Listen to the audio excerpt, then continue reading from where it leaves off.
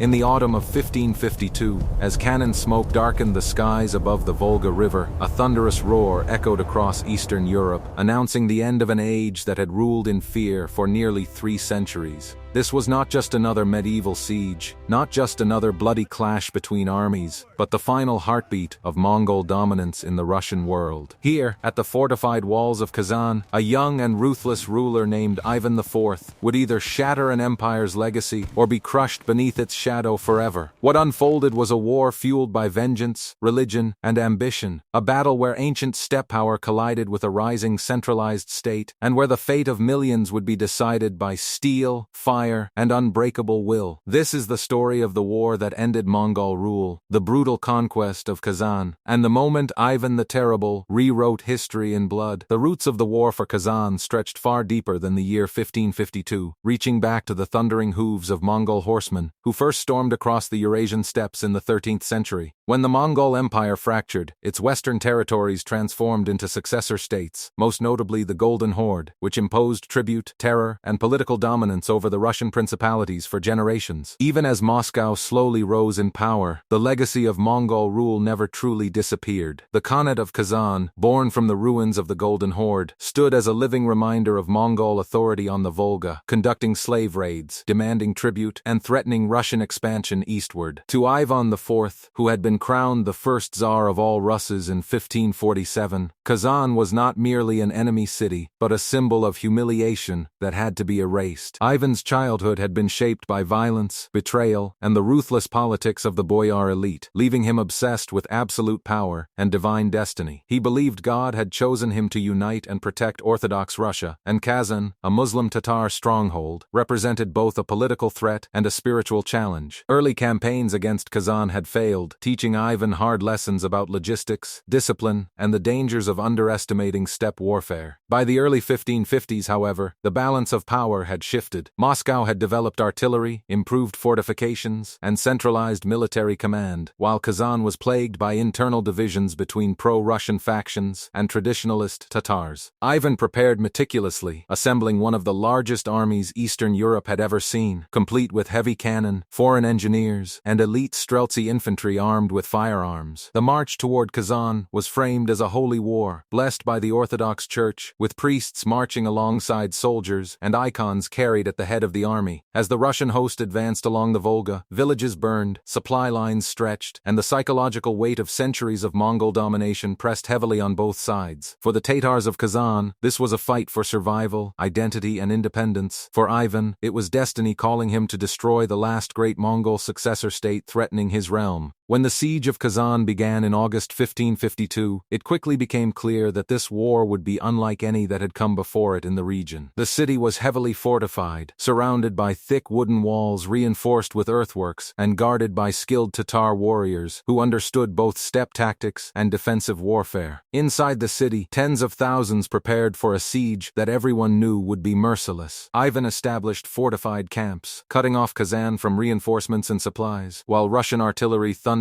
day and night, shaking the earth and shattering morale. Engineers dug trenches and tunnels, laying mines beneath the walls in a methodical, relentless assault that reflected Moscow's growing technical sophistication. The defenders responded with fierce counterattacks, sorties, and sniper fire from the walls, turning the battlefield into a nightmare of smoke, screams, and splintered wood. Disease spread rapidly in both camps, and the stench of death hung heavy in the air. Ivan himself was constantly present, directing operations, praying publicly, and reinforcing his image as a divinely chosen ruler leading a righteous crusade. His presence inspired loyalty but also fear, for his reputation for cruelty was already well known. As weeks turned into months, the siege reached a breaking point. On October 2nd, 1552, massive mines detonated beneath the walls, collapsing key defensive positions and opening a path into the city. Russian troops poured through the breaches in a brutal, chaotic assault that devolved into street-to-street slaughter. The defenders fought desperately, knowing surrender would bring little mercy, but resistance collapsed under the sheer weight of numbers and firepower. By the end of the day, Kazan had fallen. What followed was a massacre that shocked even contemporary observers. Thousands were killed, entire neighborhoods destroyed, and the surviving population subjected to forced conversion, deportation, or enslavement. Mosques were torn down, churches erected in their place, and the banner banner of the Tsar raised above the ruins. The conquest of Kazan was not just a military victory, but a symbolic execution of Mongol authority, a declaration that the age of steppe dominance over Russia was over. Ivan ordered the construction of St. Basil's Cathedral in Moscow to commemorate the victory, embedding the fall of Kazan into the spiritual and cultural memory of his empire. The aftermath of Kazan's fall reshaped Eastern Europe in ways that would echo for centuries, marking the definitive end of Mongol political power over Russia and the beginning of a new imperial age. With Kazan conquered, Moscow gained control over the Volga trade routes, opening pathways to Siberia and Central Asia and laying the foundation for Russian expansion across the Eurasian continent. The psychological impact was just as profound as the strategic one. For the first time since the Mongol invasions, Russia stood unchallenged by steppe Khanates, free to define its destiny without paying tribute or living in fear of raids. Ivan the Terrible emerged as both a conqueror and a tyrant, his reputation forever linked to the blood-soaked streets of Kazan. While his victory strengthened the Russian state, it also reinforced his belief in absolute authority, contributing to the paranoia and brutality that would later define his reign. For the Tatar peoples, the fall of Kazan was a catastrophe, the loss of sovereignty and the beginning of centuries of marginalization under Russian rule. Yet history remembers this moment not only for its violence, but for its significance as a turning point between medieval and early modern warfare, between nomadic empire and centralized state, between the legacy of the Mongols and the rise of Russia as a continental power. Mongol rule did not vanish overnight, but its political dominance ended decisively at Kazan, where cannon fire and human ambition extinguished a legacy born on the open steppes centuries earlier. The war for Kazan was more than a conquest. It was the closing chapter of Mongol supremacy in Eastern Europe and the opening chapter of Russian imperial history, written by Ivan the Terrible in fire, faith, and fear.